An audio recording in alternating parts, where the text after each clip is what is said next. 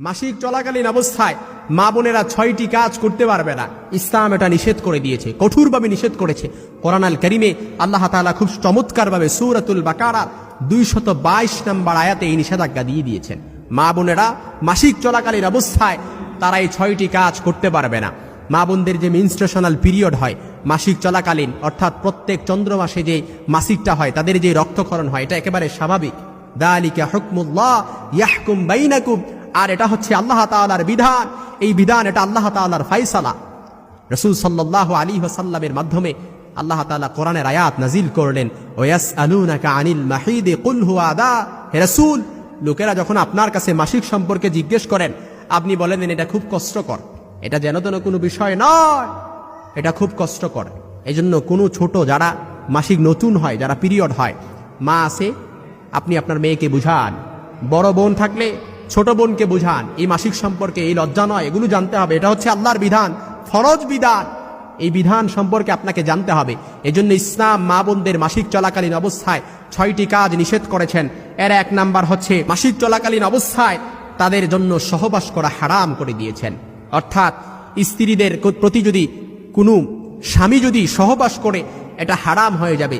আর এর জন্য আল্লাহর কাছে তাওবা অবশ্যই করতে হবে, যেটা আল্লাহ তাআলা কোরআনের আয়াত দ্বারা আমাদেরকে কঠোরভাবে নিষেধাজ্ঞা করে দিয়েছেন। এই জন্য 2 নাম্বার যেটা করা যাবে না, মাসিক অবস্থায় স্ত্রীর নাভি থেকে হাঁটু পর্যন্ত দেখা বা স্পর্শ করা হারাম। আপনি বুঝেন কোথায় আপনি ইসলাম আমাদের জন্য কতটা সহজ করে দিয়েছে, কতটা ব্যালেন্সপূর্ণ ইসলাম করে দিয়েছে। মাসিক অবস্থায় স্ত্রীর নাভি থেকে হাঁটুর উপর পর্যন্ত দেখা, আপনি স্বামী, বৈধ স্বামী, অথচ আপনার জন্য হারাম। ভালো করে গানগুলো খরগোশের গানের মতো খাড়া করে শুনে নেন আর ভালো করে বুঝে নেন। 3 নাম্বার, মাসিক অবস্থায় নামাজ পড়া যাবে না এবং তার কাজা স্ত্রীদের জন্য মাফ, নারীদের জন্য মাফ। সুবহানাল্লাহ বিহামদি। ইসলাম কতটা ব্যালেন্সপূর্ণ, কতটা সহজ।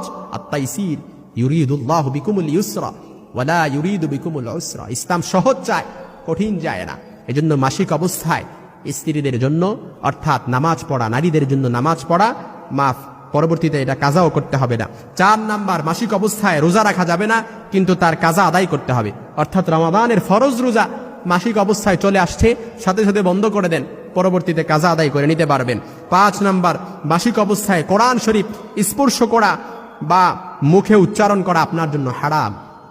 মা বোনদের মাসিক অবস্থা শুরু হয়ে গেছে, মেনস্ট্রুয়েশনাল পিরিয়ড শুরু হয়ে গেছে, তাদের জন্য কোরআন শরীফ স্পর্শ করা কিংবা সেটা মুখে উচ্চারণ করা, কোরআনের আয়াত মুখে উচ্চারণ করা আপনার জন্য আল্লাহ তাআলা হারাম করে দিয়েছেন।